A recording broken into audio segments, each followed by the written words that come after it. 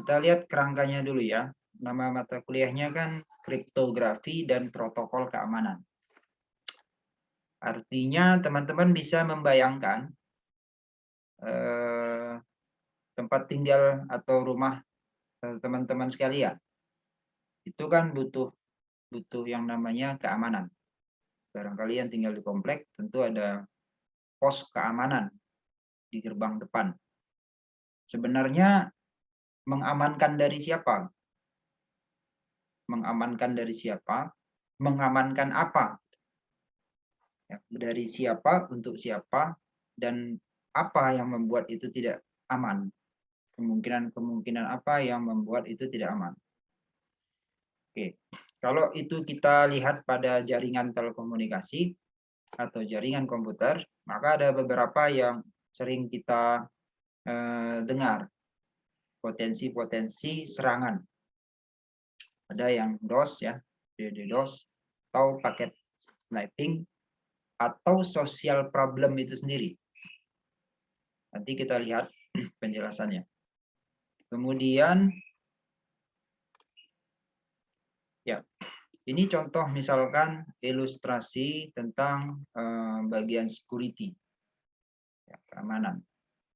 Ada gambar seorang petugas keamanan yang dia sedang berkoordinasi terhadap keamanan suatu masalah tentunya. Kemudian ini kita lihat ada problem security di sisi keamanan transportasi. Bagi yang sering nonton film, tentu sudah sering melihat film-film dengan tema penyadapan, pengambil alihan transportasi dan segala macam. Nah, ini di era teknologi IT ini proses pengambil alihan keamanannya bersinggungan dengan sisi teknologinya. Kemudian kita bisa lihat definisi dari keamanan. Bagi yang ikut di organisasi mungkin himpunan atau organisasi badan eksekutif, mungkin terbiasa dengan pembahasan ADART ya. Nah, ini adalah pembahasan tentang definisi keamanan. Apa yang disebut dengan keamanan? Ada yang disebut dengan rasa bebas dari resiko, bahaya, gangguan, kemudian dari sesuatu yang tersembunyi, sesuatu yang dapat diambil orang, sesuatu rasa tidak nyaman, sesuatu rasa takut. Nah, ini definisi-definisi keamanan itu sendiri. Kemudian kita lihat pada jaringan komputer atau jaringan telekomunikasi yang umum atau sering menjadi persoalan adalah case-nya seperti ini. Ada korban, ada penyerang, ada sistem yang diserang. Nah, ini kita lihat ada victimnya, sebuah server katakanlah. Kemudian ada attackernya, seseorang mungkin. Kemudian ada mekanisme sistem yang diserang. Bisa dengan membuat sebuah duplikasi dan seterusnya. Nanti kita bisa lihat lebih jauh. Nah, ini adalah contoh dari serangan pada jaringan komputer. Kemudian dari latar belakang itu kita bisa lihat syarat dari keamanan itu. Ya, kita bisa mudah menganalogikannya pada tadi komplek perumahan saja. Ya, syarat dari keamanan adalah one gate misalkan. Jadi pintu masuk dan keluarnya satu saja.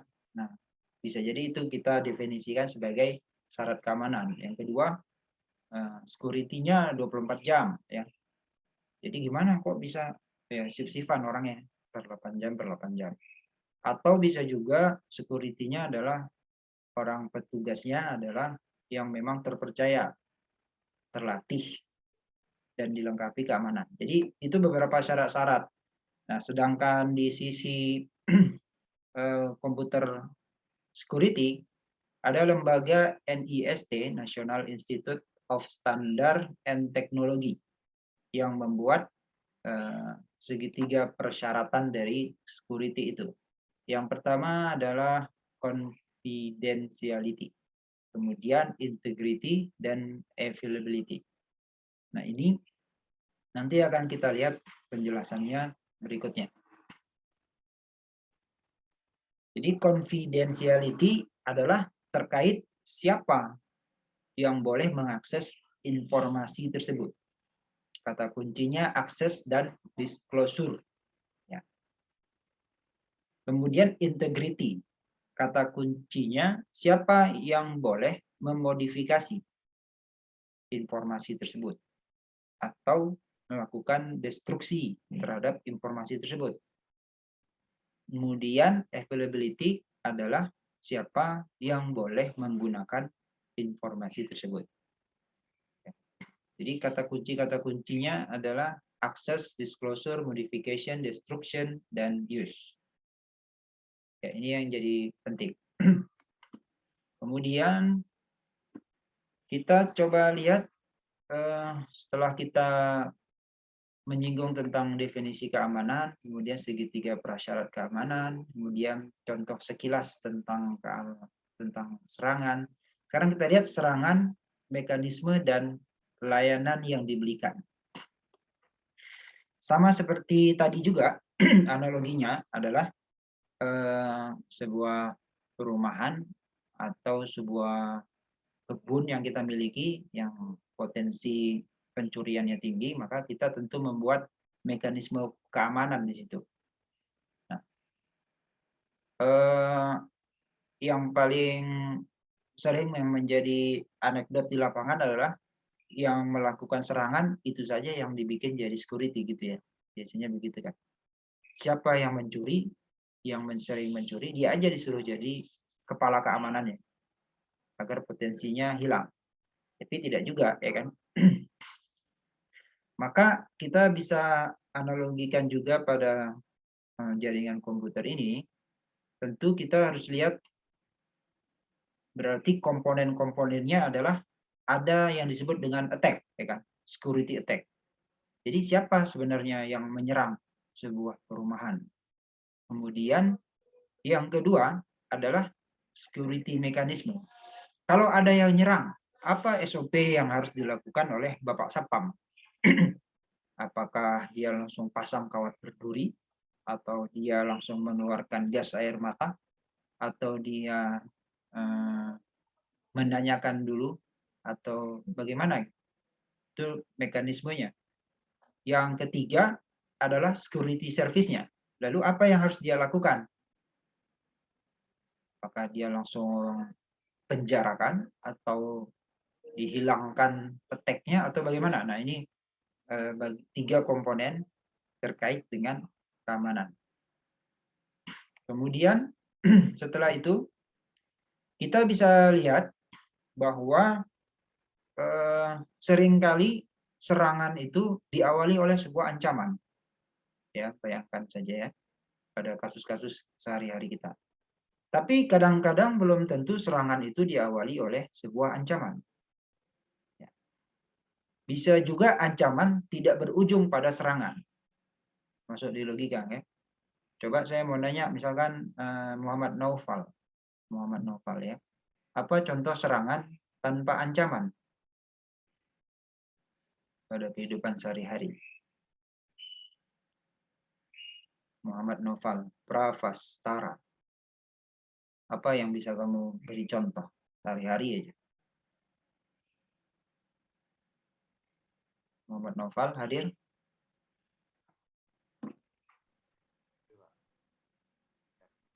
Bisa kamu beri contoh?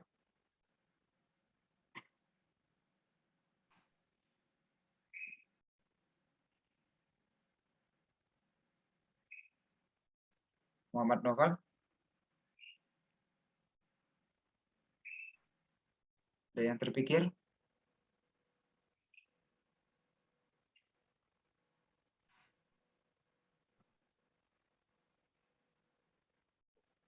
Lama sekali, habis waktu kita nanti. Yang lain? Ada yang bisa ngasih contoh serangan tanpa ancaman? Mungkin pembunuhan, Pak. Siapa tadi? Abraham. Case-nya gimana? Case-nya Abraham. Kan itu kan serangan tanpa ancaman, Pak. Mm-mm. Kalau pembunuhan itu kan, Pak, bisa secara tiba-tiba gitu loh, Pak. Kayak ditusuk sama pisau gitu, Pak. Jadi dia nggak ada ancaman duluan. Kalau ancaman kan misalkan kayak debt collector menagih utang-utang orang lain, Pak. Kayak gitu ancaman tuh biasanya. Kalau menurutku ya. Oke, ya, oke, betul juga yang disampaikan Abraham Sebayang. Ada lagi yang mau kasih contoh? Siapa yang pakai motor dulu ke kampus? Jambret Pak, jambret. Begal ya. Siapa tadi yang bilang jambret? Siapa? Rizky ya? Iya Pak. Nah, begal ya. Pakai ancam-ancaman. Tapi kalau yang dia pakai ancaman, dia datang misalkan ke rumah kita, teriak-teriak dia kan, keluar, keluar, ya kan? Bisa jadi terjadi serangan.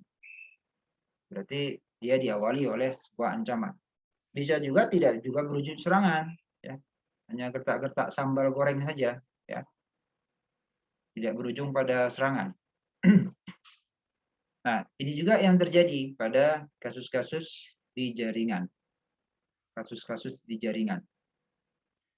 Ada yang dia berupa sebuah ancaman baru menjadi berujung pada serangan.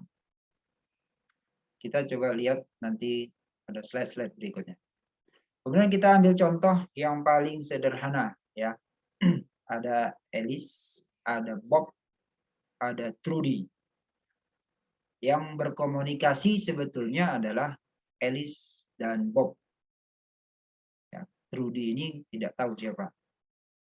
Mungkin orang yang sakit hati, ya, atau orang yang orang yang suka dengan salah satu di antara dua ini. Jadi Alice mau mengirimkan sebuah data. Kemudian Bob akan menerima data. Lalu kemudian pertukaran data terjadi. Karena kita berbicara pada jaringan, maka ada data, ada kontrol. Ya. Mungkin sudah belajar di Jartel kan. Ada data, ada signaling. Dua hal itu mewakili informasi transaksi pada sebuah jaringan. Kemudian ada channel, apakah ini wireless atau wired terserah. Yang pasti ini adalah sebuah channel yang digunakan. Nah, maka kemudian Trudy ini datang. Trudy ini datang melakukan sesuatu. Macam-macam bentuknya. Makanya ini panahnya masih panah atas bawah. Bisa dia memotong, bisa dia mengatasnamakan, bisa dia membebani, sehingga tidak bisa ngirim si Alice, atau macam-macam. Jadi bisa dia intercept, bisa dia delete, bisa dia add. Nah, ini adalah beberapa contoh. Secara logik saja kita bisa pahami. Information source itu mau mengirim kepada information destination. Yang pertama interruption. Jadi si information source tidak bisa di-stop sama dia. Nah, jadi ada mungkin contoh aja misalkan Nanda Tritami mau berkomunikasi dengan Mulia. Ya kan? Tiba-tiba di tengah jalan di-stop sama Andre katakan. Jadi di-interrupt sama dia. Atau bisa juga yang C, interception. Misalkan tadi Nanda mau berkirim pesan kepada Mulia, tapi ternyata pesan dari Nanda juga diterima oleh Salsa. Kemudian modification yang D. Pesan itu tidak sampai kepada destination, tapi dia nyangkut dulu, singgah dulu di si pihak Trudy tadi. Lalu dia melakukan modifikasi. Kemudian dari modifikasi itu dia kirim. Katakanlah misalkan tadi Nanda mengatakan kepada Mulia, yuk kita ke Jonas Foto yuk, jam 10 pagi. Ternyata itu diambil pesannya oleh si Salsa. Salsa kemudian memodifikasi jadi 10, bukan AM tapi 10 PM. Baru dia kirim nih ke Mulia. Mulia jam 10 PM datang ke sana, ya kok nggak ada orang? Ya iyalah, udah tutup Jonasnya. Salah jadinya kan. Nah, kemudian ada juga berupa fabrication, bahwa Nanda tidak mengirim sesuatu sebenarnya ke Mulia, tapi ternyata Salsa mengatasnamakan, sehingga terjadi fabrication. Nah, ini ancaman, security ancaman. Kemudian ini adalah contoh dari serangan yang masih bersifat pasif. Ya, ada Bob, ada Alice, kemudian ada Dart. Nah, ini dia hanya mengambil informasi, ya. Message kontennya dia ambil. Kemudian yang di bawah, yang B, dia mengambil message kontennya, tapi dia analisis. Kita ambil lagi contoh, misalkan case-nya adalah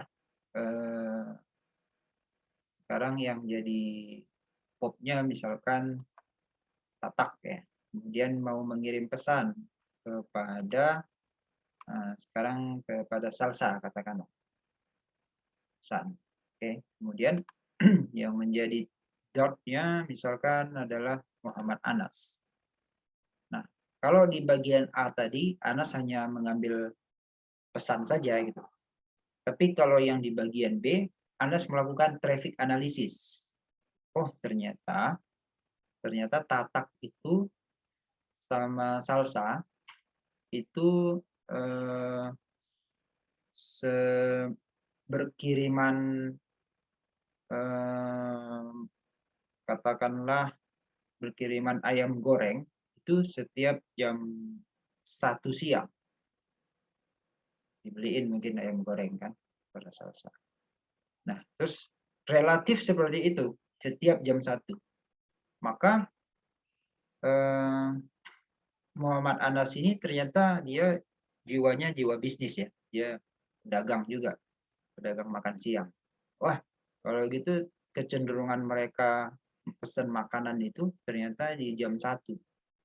Maka di jam 12 Anas akan mengirimkan pesan-pesan kepada mereka terkait nanti iklan-iklan makan siang yang menggiurkan, ya kan, entah itu daging atau apa. Maka potensinya nanti bisa jadi mereka nggak jadi beli ayam goreng, belinya jadi yang ditawarkan oleh si Anas. Nah, itu gunanya nanti traffic analysis. Tapi kalau dalam case ini Anas hanya menganalisis, belum memberikan sebuah tindakan, ya kan? Itu analogi. Kemudian ini ada contoh dari interception tadi, ya. Ini contoh interception tadi, mudah dipahami ini. Kemudian ini contoh dari yang aktif attack-nya. Ini yang contoh serangan yang aktif. Si Bob tidak melakukan kirim pesan kepada Alice, tapi kemudian dia mengatasnamakan, dan mengatasnamakan mengirim pesan. Sering kita temuin kayak gini, ya, kita terima pesan dari atas nama orang lain. Kemudian bisa juga Bob ini mengirimkan pesan, tapi ternyata dia ambil juga, lalu dia modifikasi. Banyak-banyak caranya, ya. Nah, ini adalah contoh yang tadi. Ini juga. Oke. Sekarang kemudian setelah tadi kita melihat bentuk-bentuk serangannya, maka kita sekarang lihat-lihat tentang apa aja service dari security. Service dari security dengan standar X.800 itu ada beberapa poin besar. Yang pertama adalah autentikasi. Yang kedua, access control. Yang ketiga, data confidentiality, data integrity, dan non-repudiation. Autentikasi adalah jaminan. Jaminan siapa saja sebenarnya yang bisa mengakses dari fasilitas ini. Seperti kalau kita beli SIM card baru, SIM card operator seluler, maka ada proses autentikasi di situ. Yang terregistrasi ya itulah yang berhak, tidak boleh atas nama orang lain. Itu proses autentikasi. Akses kontrol adalah siapa yang boleh menggunakan. Nah, seperti sebuah SIM card operator seluler tadi, itu pun juga ada proses autorisasinya. Dan sekarang juga aplikasi-aplikasi sosial media juga banyak yang membuat proses autentikasi 2 arah misalkan ya, untuk mencegah hal-hal yang tidak diinginkan. Kemudian data confidentiality, integrity, dan repudiation seperti penjelasan yang tadi. Lalu kemudian kita coba lihat pada sebuah jaringan, model keamanannya bisa kita gambarkan sebagai berikut. Ada sender, ada receiver, kemudian ada channel yang digunakan, terserah apakah itu wireless, apakah itu wired, nanti semuanya akan ada sisi cara keamanannya sendiri. Kemudian ini ada informasi yang mau dikirimkan. Kalau dulu di PTT mungkin ini adalah informasi yang mau dikirim. Tapi sekarang kita karena topiknya keamanan, maka kita sudah sebut di sini script information. Artinya informasinya yang sudah dilakukan coding tertentu untuk keamanannya.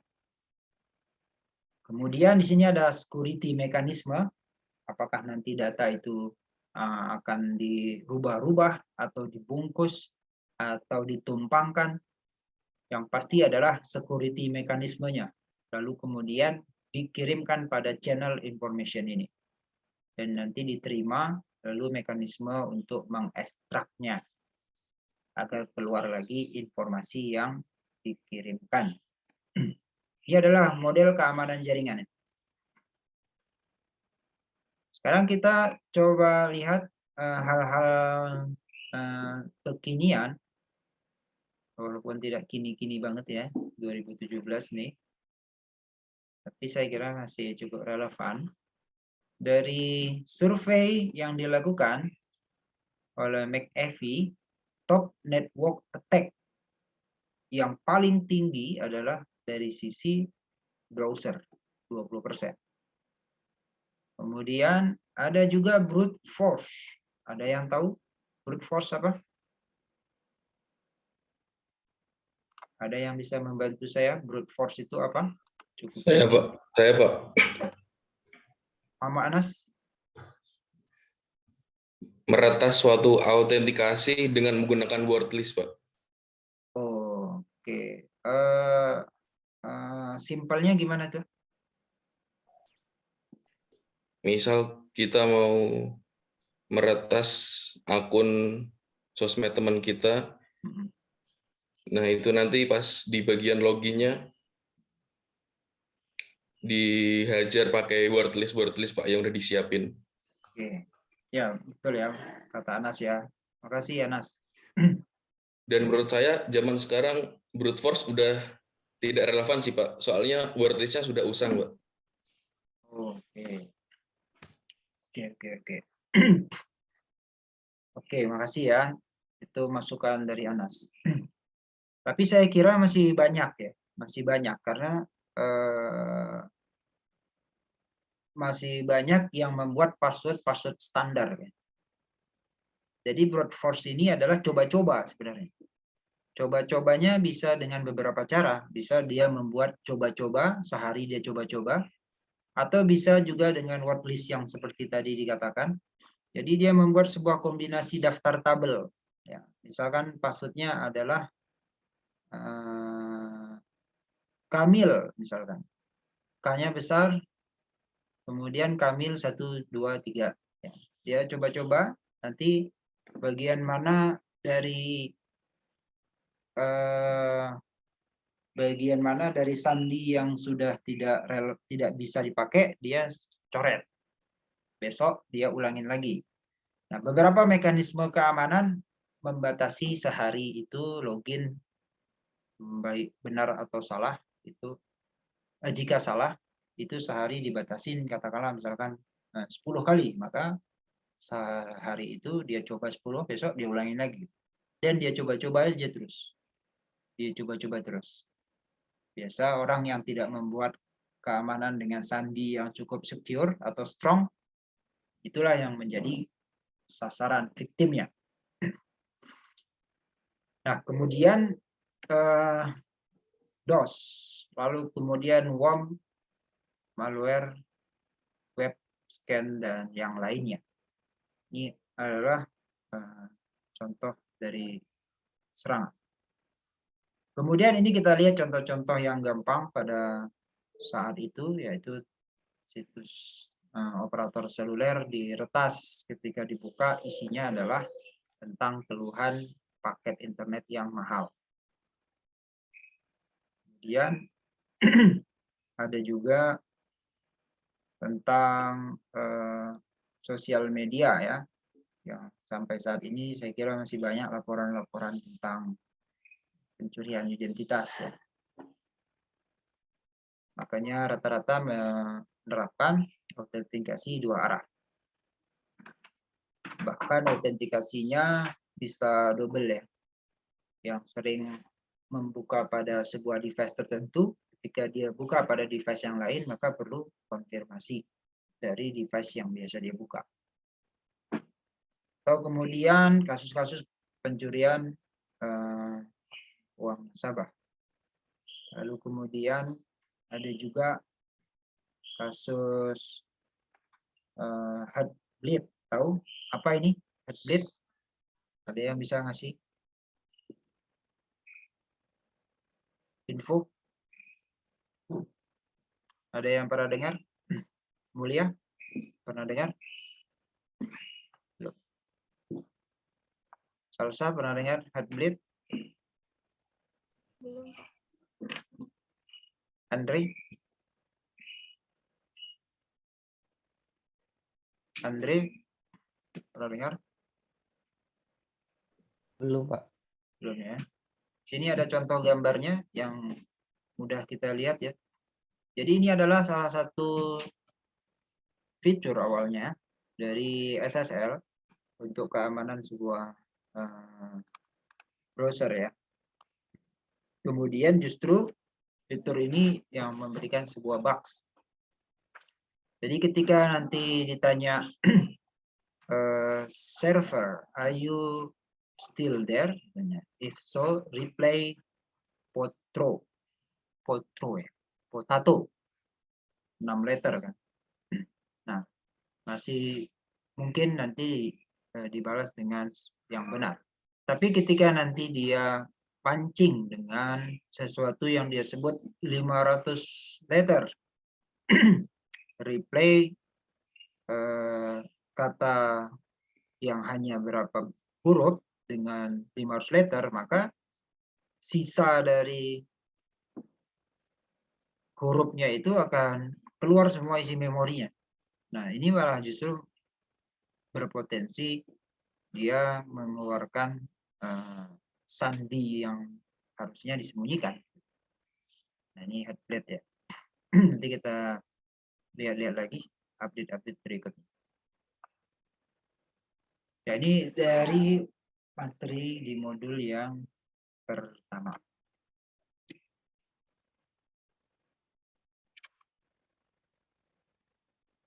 Oke. Ada yang mau bertanya atau didiskusikan sampai sini?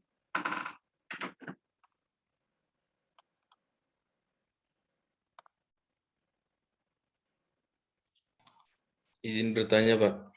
Boleh. Siapa nih? Anas. Bagaimana Pak Ishak mengamankan akun sosmed Pak Ishak, Pak? Waduh. Bagaimana? Dengan cukup OTP atau tambah Google Out atau gimana, Pak? Saya ingin minta referensinya, Pak. Enggak, pakai bawaannya dari sosmednya saja. Contoh Facebook juga udah jarang dibuka ya. Tapi akun iklan ads manajernya masih ada. Ya, autentikasi 2 arah yang disediakan oleh Facebook. Kemudian password yang strong. Itu saja, Sanas. Baik, Pak. Terima kasih, Pak. Mau dibobol kayaknya Sanas.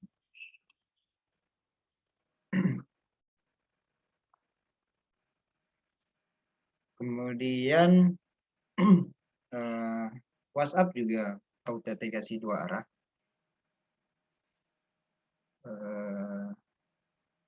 Sebelum diautentikasi 2 arah, fanpage-nya pernah dibobol memang. Kemudian dirubah jadi macam-macam. Dibobol gimana, Pak? Fanspage-nya, Pak? Fanpage-nya bisa diambil alih. Gitu. Padahal fanpage itu melekat pada akun Facebook kan. Akun Facebook-nya bisa tetap aman, tapi fanpage-nya yang dia ambil. Dulu masih bisa ya kita melakukan merger 2 fanpage. Kemudian lebih dari 2 page juga bisa. Ini kan yang dilakukan oleh para pemain-pemain online atau pemain-pemain politik saat itu ya, politik praktis untuk membuat campaign. Misalkan Anas bikin sebuah fanpage, katakanlah biar cepat tinggi, ya namanya dibikin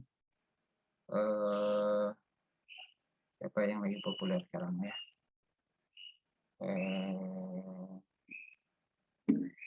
Ayu Ting Ting misalkan ya kan. Bisa bikinnya saja Ayu Ting Ting, maka semua partisipan atau simpatisannya dia kan join kan. Mengira bahwa fanpage ini benar-benar fanpage-nya Ayu Ting Ting. Kemudian bikin lagi satu lagi fanpage-nya siapa misalkan, Sule misalkan. Lalu kemudian tinggi kan, setelah tinggi baru merger, ganti nama baru, namanya Muhammad Anas Fans. Dulu masih bisa memerger begitu.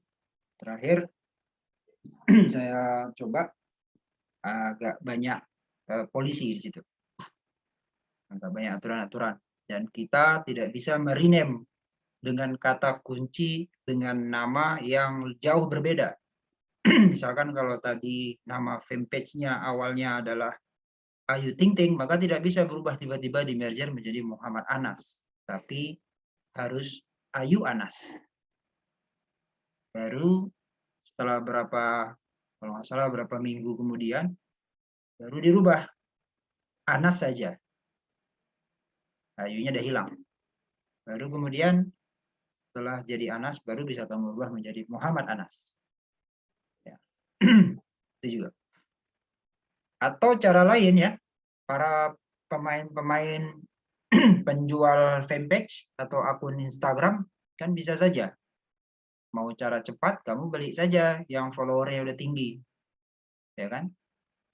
Ada yang jual nih, yang followernya udah 1 miliar katakan. Ya, kamu beli, kamu rename namanya. Atau untuk fanpage-nya juga bisa. Macam-macam ya. Dari sisi online ini. Kemudian untuk Igratias kita sendiri, kita diberi 3 pilihan ya. Apakah menggunakan WhatsApp, SMS, atau Google autentikasi seperti yang tadi dibilang Anas. Kalau saya karena tidak bermasalah dengan kuota, ya WhatsApp aja. Tapi yang dia tidak mau seperti itu, ya bisa Google autentikasi ya.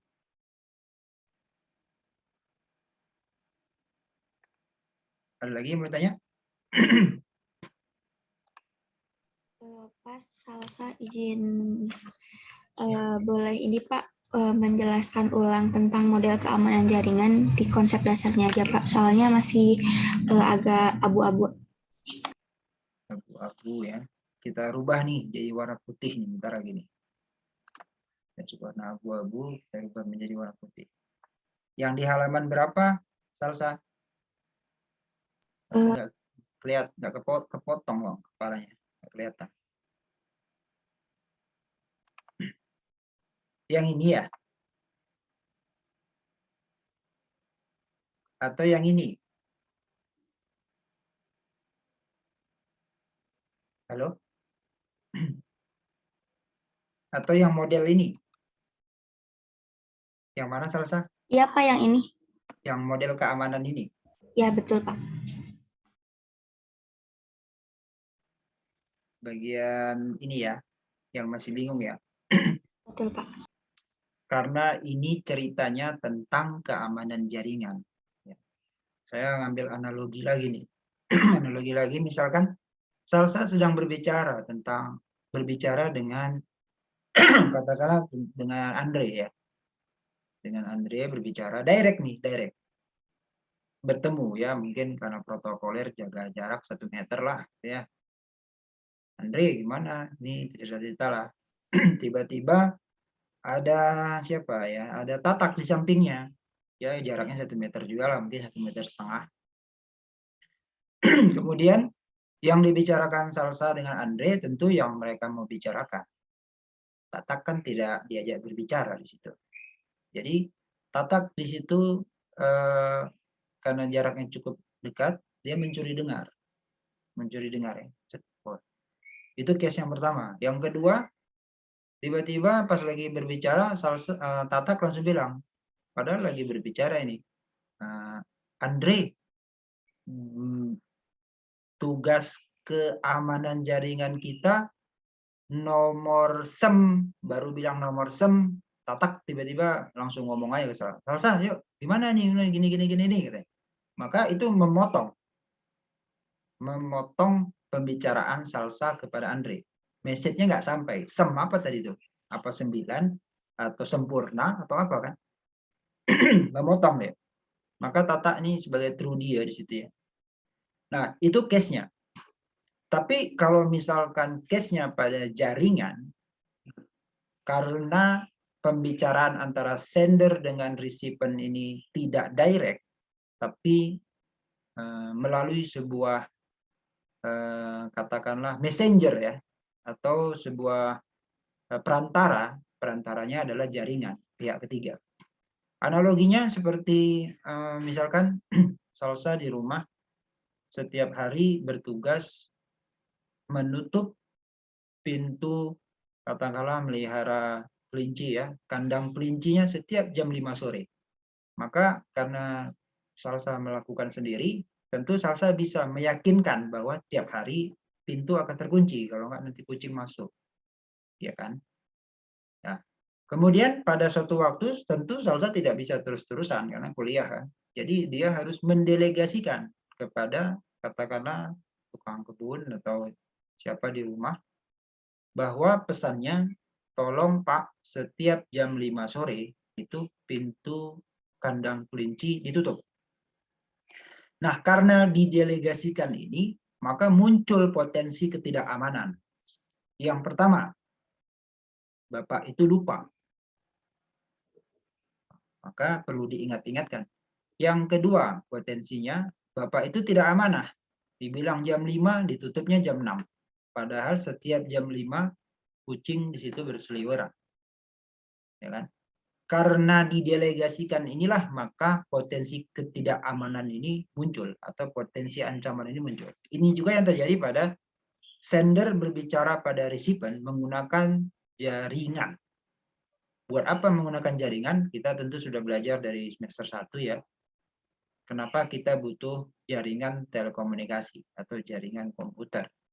Karena kita akan menyelesaikan pembicaraan untuk solusi jarak jauh atau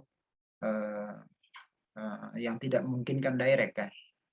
Nah, karena dia menggunakan jaringan ini, maka jaringan ini kita udah tahu prosesnya secara umum adalah informasi, kemudian kita modulasi, kemudian kita transmisikan, kemudian kita kirimkan menggunakan media, apakah wired atau wireless, kemudian di sisi penerima akan di receive, kemudian di demodulasi, kemudian diterima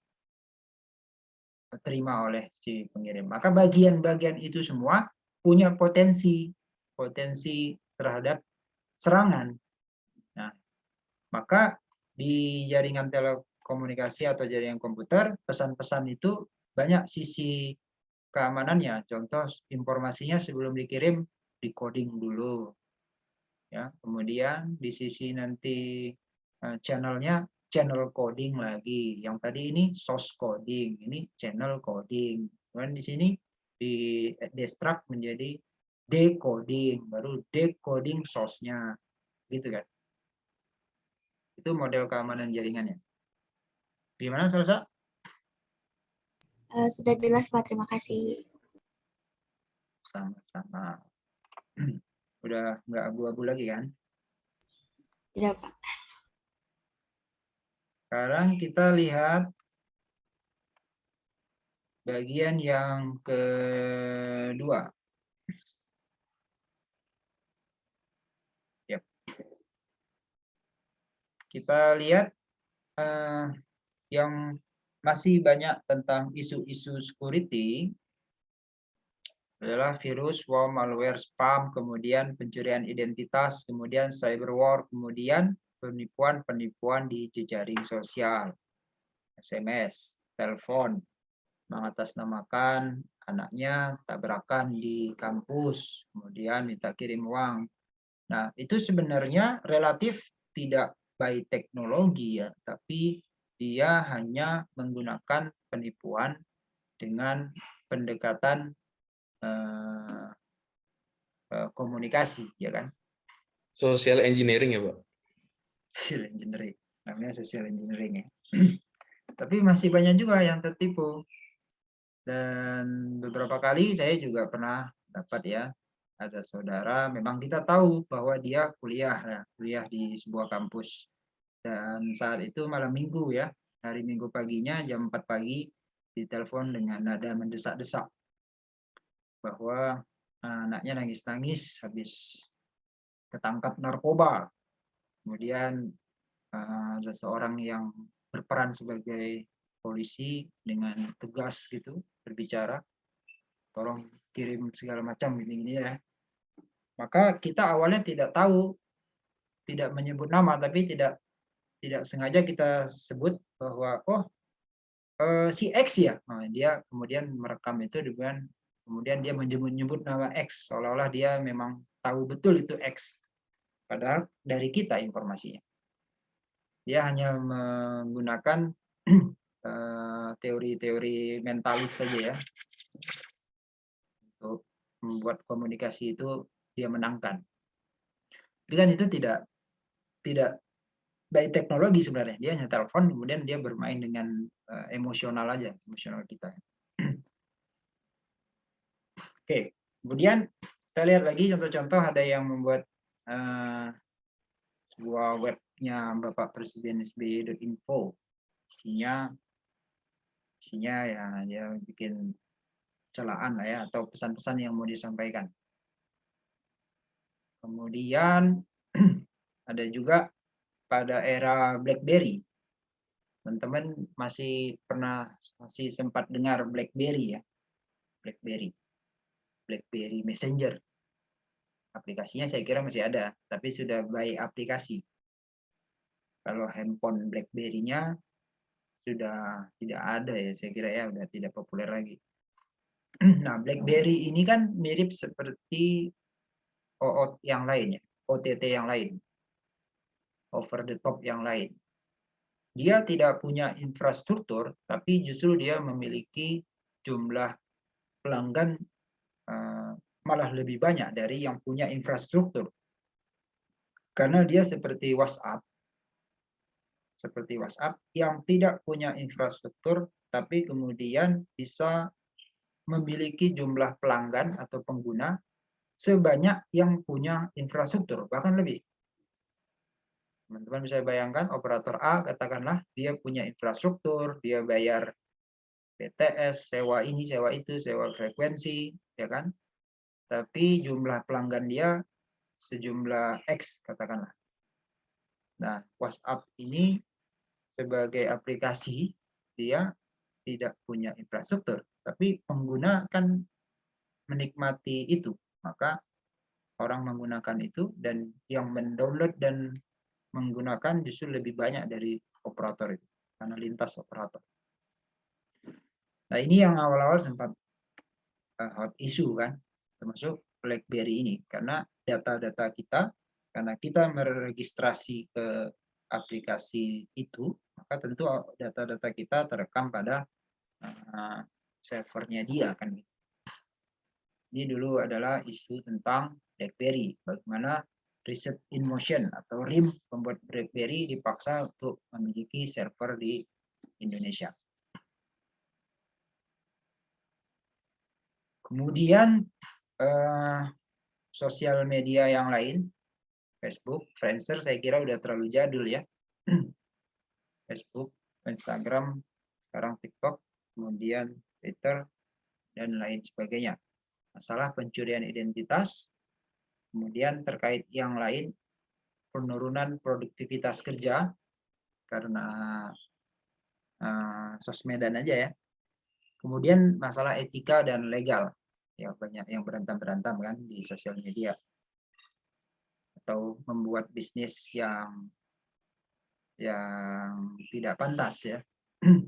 Banyak ya yang meraup keuntungan dari situ. Oke. Kemudian kita bisa lihat lagi, ini adalah contoh phishing ya. Sebuah email yang mengatasnamakan bank tertentu, kemudian mengirimkan sebuah link. Nanti linknya kita klik, nah di situ ternyata isi link itu adalah dia mengambil informasi tertentu. Jadi yang tidak boleh adalah mengambil informasi identitasnya. Tapi kalau kita atau teman-teman yang pernah bermain pada area bisnis online, itu kan kita bermain dengan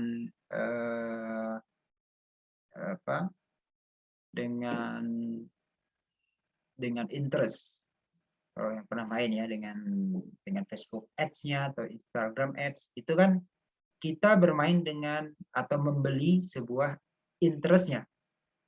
Contoh misalkan siapa tadi yang jualan ya atau yang lain ini, kita ambil contoh. Oscar misalkan, Oscar ini jualan casing handphone katakan ya, mungkin keluaran terbaru. Maka dia jual dengan sosmednya dia.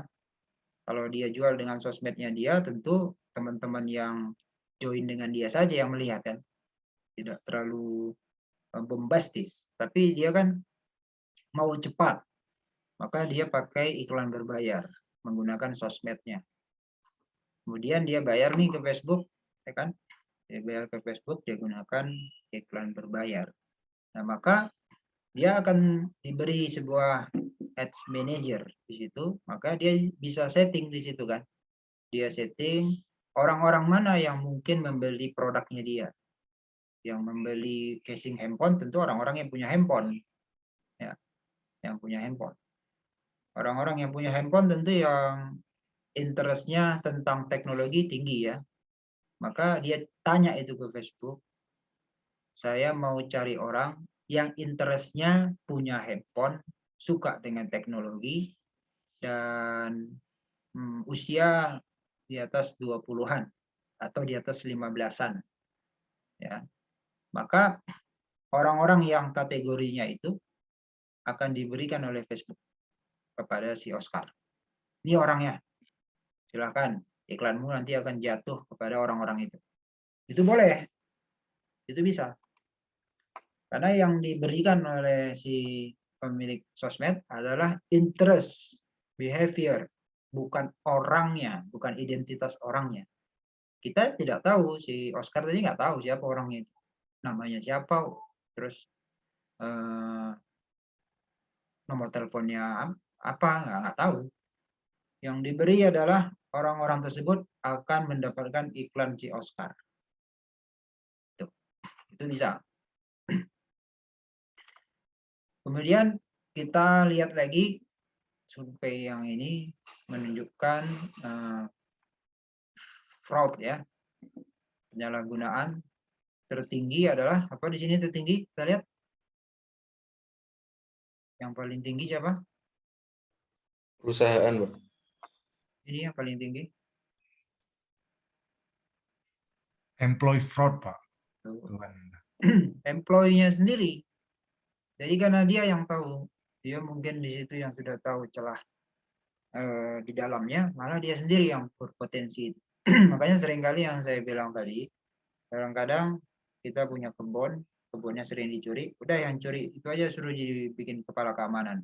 Tapi ternyata enggak juga, malah dia juga yang bermain. Nah, jadi ini survei saja ya, tidak untuk di generalisir. Ya, kemudian ini case yang waktu itu serangan bom mendunia, kemudian statistik di Indonesia, ini kita lihat bahwa beberapa ATM dipasangi alat skimmer. Ya, jadi dia membuat sebuah alat yang berada pada bagian depan untuk masukin kartu. Nah, di situ nanti dia melakukan duplikasi identitas. Kemudian ada juga akun Twitter palsu ya. Kalau kita detail sebenarnya kita bisa lihat bahwa ini salah kan, ini ada L-nya. Tapi kan kalau kita cepat tidak detail ya ini kan nggak terlihat. Kelihatannya Indosat Care saja ya. Nah kemudian ini adalah case-case yang terjadi kejahatan di ATM. Nah ini kan alat skimmernya ya, kalau di bagian depan nih. Kemudian ini bisa saja ya dia membuat kotak untuk flyer, tapi berada pada depan tombol. Maka di sini dia pasang kamera wireless ya, kamera wireless. Kemudian kita lihat. Pertanyaan berikutnya adalah mungkinkah aman gitu? Mungkinkah aman? Nah, ini sulit mencapai 100% aman. Ya, jadi saya jadi teringat tentang gembok pagar saja ya, gembok pagar kos-kosan misalkan ya. Maka saya cari-cari nih survei gembok mana yang paling aman ya. Ternyata kalau kita bawa ke tukang duplikat kunci bisa-bisa saja dia jebol ya. Jadi yang makin mahal itu tidak juga 100%, tapi dia hanya memberikan delay lebih lama. Kalau yang murah dalam tempo 1 detik katakanlah langsung jebol, maka yang mahal-mahal ini dia bisa mendelay hingga katakan 30 menit. Maka kita berharap 30 menit usaha dia membobol itu disitulah bisa membuat dia jadi frustasi dan akhirnya nggak jadi atau tahuan gitu ya. Nah seperti itu.